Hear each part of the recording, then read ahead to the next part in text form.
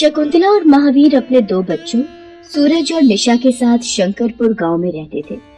पर गांव में महावीर का अपना कोई खेत या जमीन तो थी नहीं, इसलिए महावीर दूसरे साहूकारों की जमीन पर काम किया करता था। सारा दिन धूप और गर्मी में पसीना बहाकर महावीर को शाम को 4 पैसे मिलते, तब जाकर महावीर अपने परिवार की रोटी की व्यवस्था करता था। हे भगवान, कितनी गर्मी है, धूप से पूरा शरीर झुलस गया है। अरे शकुंतला, कहाँ हो? आ रही हो, ये लो ठंडा ठंडा सत्तू का शरबत पियो। मुझे पता था तुम गर्मी में आओगे तो बना लिया। सचमुच तुम्हारे हाथों का सत्तू शरबत पीकर गर्मी और थकावट दोनों भाग जाती है। अरे मैं तुम्हें बताना भूल गया, रामलाल का फोन आया था दिल्ली शहर से। वो बोल रहा है वहाँ किसी कारखाने में 6-7 हजार की नौकरी मिल जाएगी। मैं सोच रहा हूँ हम भी दिल्ली चलते हैं, गाँव में तो कोई काम समझ में नहीं आ रहा। बाबा हम दिल्ली जाएंगे, फिर तो बहुत मजा आएगा। बाबा हम छुप छुप ट्रेन पर जाएंगे। हाँ बच्चों, हम अगले महीने तुम्हारे चाचा के पास दिल्ली जाएंगे। पर जाने की टिकट तो बहुत महंगी है जी, हमें पहले टिकट का इंतजाम करना होगा। अरे सब हो जाएगा, तुम चिंता मत करो, मैं थोड़ी मेहनत ज्यादा कर लूँगा। महावीर शहर जाने की आस में खेतों में ज्यादा काम करने लगा, जिससे उसकी तबीयत खराब हो गई और महावीर के एक हाथ पर फालिस गिर गया और गांव के डॉक्टर ने जवाब दे दिया, देखिए इनका इलाज यहाँ होना मुश्किल है, इनका इलाज शहर में ही हो सकता है। अब क्या करूं? अब तो एक ही रास्ता है, साहूकार से मदद मांगती हूँ। शकुंतला साहूकार से मदद मांगने के लिए जाती है। ठीक है, मैं तुझे 5,000 रुपया दे तो दूंगा, पर बदले में तू मुझे अपना घर 5,000 रुपए में बेच दे। राम जाने तू मेरे पैसे लेकर चली जाए और वापस न लौटे तो मेरे तो 5,000 रुपए खराब हो जाएंगे ना। है? मैं तुझे कहाँ ढूंढूंगा बता। ठीक है, मैं अपना घर बेचने को तैयार हूँ, आप बदले में मुझे 5,000 रुपए दे दो। सोचा था यहाँ शहर आकर फैक्ट्री में नौकरी करूँगा, खूब मेहनत करूँगा, बच्चे भी पढ़ लिख जाएंगे, पर सब खत्म हो गया। मेरा सीधा हाथ। शकुंतला, तुम कहाँ तक मेरी सेवा करोगी? शहर में बीमारी का इलाज, दवाइयों का खर्चा, सब तुम कैसे संभालोगी? रामलाल भैया, अब आप ही इन्हें समझाइए, अगर ये हिम्मत हार जाएंगे तो फिर मेरा और बच्चों का क्या होगा? महावीर भाई, तुम चिंता मत करो, सब ठीक हो जाएगा। अभी जब तक किराए का मकान नहीं मिलता तुम शकुंतला और बच्चों के साथ यहीं रहो। मैंने एक सरकारी अस्पताल में नंबर लिखवा दिया है, हमें महावीर को लेकर डॉक्टर के पास भी जाना है। भाभी, रामलाल भैया, भाभी, ये लो, आप सुबह से हमारे साथ इन्हें लेकर अस्पताल गए हुए थे, गर्मी में आए हो, आप बैठो, मैं झट से सबके लिए सत्तू का शरबत बना कर लाती हूँ। सचमुच सत्तू का शरबत पिए तो बहुत समय गुजर गया। गाँव में थे तब सत्तू का शरबत पिया करते थे, यहाँ शहर आकर तो सब कुछ भूल गए। सत्तू का शरबत तो तुम बहुत ही स्वादिष्ट बनाती हो, सारी गर्मी दूर हो गई।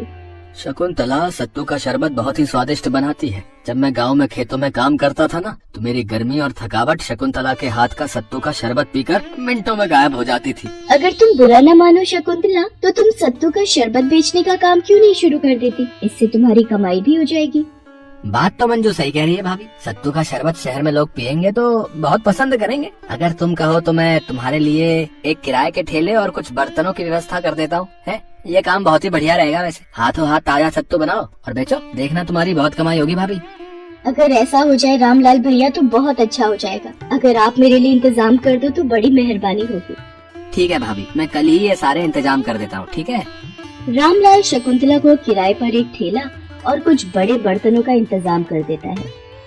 शकुंतला सत्तू का ताजा मीठा शरबत बनाकर बेचने का काम करने लगी। पहले तो उसके ठेले पर कुछ ही ग्राहक आए, पर जिनको अच्छा लगा वो ग्राहक दोबारा सत्तू पीने आए। ये देख शकुंतला को तसल्ली हुई। शकुंतला के हाथ का बना सत्तू का शरबत ग्राहकों को बहुत अच्छा लगने लगा और लोगों की भीड़ बढ़ गई। तपती लू और गर्मी में मीठा मीठा पौष्टिक पेय। शकुंतला, आज तुम्हारी मेहनत और लगन की वजह से हमने किराए का घर भी ले लिया और बच्चे भी स्कूल जाने लगे हैं। सब ईश्वर की कृपा है जी, वही हमें दुखों से लड़ने की ताकत देते हैं और रामलाल भैया ने भी हमारी बहुत मदद की है। भगवान की कृपा से सब अच्छा होगा, देखना आपका हाथ भी बहुत जल्दी ठीक हो जाएगा। अगले दिन शकुंतला अपने ठेले पर काम कर रही थी कि तभी वहाँ पर एक लड़का लड़की आते हैं। ये ड्रिंक तो सचमुच बहुत टेस्टी है, साथ ही साथ हेल्दी भी है। मैं देख रहा हूँ आपकी बनाई ड्रिंक तो बहुत टेस्टी है। बहू को बोल दे मैंने चाय चढ़ा दी है, उठ जाएगी। बोल दो उठ गई हूँ, और एक कप चाय बना भी देंगी तो कौन सा इनके हाथ घिस जाएंगे। माँ तुम्हें पता तो है, सुधा उठ जाएगी। तुम भी कम नहीं हो, जरा जल्दी क्या उठ गई, बस शुरू हो जाती हो। मैंने इसलिए बोला बेटा, चाय अगर ज्यादा देर की बनी रखी हो तो बेस्वादी हो जाती है। तो दूध कौन सा तुम लाती हो? लाएंगे तो हम ही अपने पैसों से। बड़ी आई मुझे बोलने वाली। और ये रसोई अभी तक फैली हुई है, कपड़े धुले नहीं है, एक चाय क्या बना दी, सोच रही है बड़ा काम कर दिया। रमेश, मुझे जरा बाजार तक जाना है, मुझे रास्ते में छोड़ देना। और माँ जी, मेरे आने तक घर का सारा काम निपटा लेना। शाम को मेरी सहेली राधा आ रही है, उसके लिए खाना भी तैयार करना है। माँ जी, मेरी सहेली राधा आ गई है, मैं उसके साथ बैठी हूँ। जाओ रसोई में जाकर खाने की तैयारी करो। ठीक है बहू, मैं अभी बना देती हूँ। सुधा, तेरे तो मजे हैं, सारा काम तेरी सास कर लेती है, तू तो आराम से बैठकर खाती है।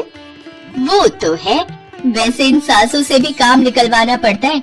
कहीं की बुढ़िया, मेरा 10,000 का सूट है ये, और इस पर चटनी गिराकर इसे पूरा खराब कर दिया। सुधा, कैसे कैसे बूढ़े लोगों को तूने घर में रखा हुआ है, सारा मूड खराब हो गया यार। ये क्या कर दिया तुमने?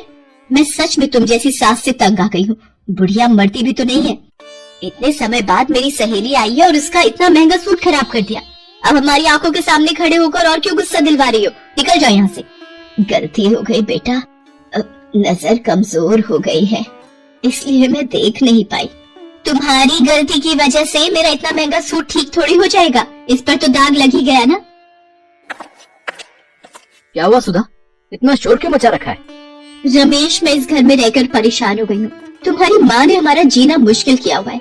इतने समय बाद मेरी सहेली आई, मैंने इनसे जरा से पकौड़े क्या बनाने के लिए कह दिए, इन्होंने गुस्से में उसके सूट के ऊपर पूरी चटनी का कटोरा ही गिरा दिया। इतना महंगा 10,000 का सूट खराब कर दिया। मेरी कोई इज्जत ही नहीं है मेरी दोस्तों के सामने। माँ, थोड़ा तो ध्यान से चला करो। कितनी बार कहा है अपना चश्मा लगा लिया करो। इतने महंगे महंगे चश्मे तुम्हें बनवा कर देता हूँ, रोजाना ही तुम मुझे चश्मा ठीक करवाने के लिए भेज देती हो, फिर भी तुम्हारी आंखों को दिखाई क्यों नहीं देता? सॉरी राधा जी, मेरी वजह से आपका सूट खराब हो गया, इनकी तरफ से मैं आपसे माफी मांगता हूँ। अरे नहीं नहीं रमेश जी, ऐसी कोई बात नहीं है, आप मुझसे माफी मत मांगिए। वैसे आजकल बहुत से वृद्धाश्रम है जो खुले हुए हैं, आप अपनी माताजी को किसी वृद्धाश्रम में क्यों नहीं छोड़ाते? अपनी उम्र के लोगों के साथ रहकर इनका भी मन लगेगा और आप लोगों को भी अपनी जिंदगी खुले से गुजारने का मौका मिलेगा। मेरे पड़ोस में बहुत से लोग हैं जिन्होंने अपने माता पिता और सास ससुर को वृद्धाश्रम में छोड़ दिया है और खुशी से अपनी जिंदगी गुजार रहे हैं, न कोई रोक टोक न कोई सिरदर्दी। क्यों रमेश, कह तो राधा बिल्कुल सही है, हम भी क्यों ना माँ जी को किसी वृद्धाश्रम में छोड़ाएं। ठीक है सुधा, मैं कल ही किसी वृद्धाश्रम में बात करता हूँ, फिर हम माँ को वहीं छोड़ाएंगे। हे भगवान, ये मेरे बेटा बहू है जो मुझे वृद्धाश्रम में छोड़ने की बात कर रहे हैं। नहीं, मैं वृद्धाश्रम में नहीं जाऊंगी, मैं इस घर में ही नहीं रहूंगी, मैं यहाँ से चुपचाप चली जाऊंगी। तुम दोनों अपनी जिंदगी में खुश रहना मेरे बच्चों।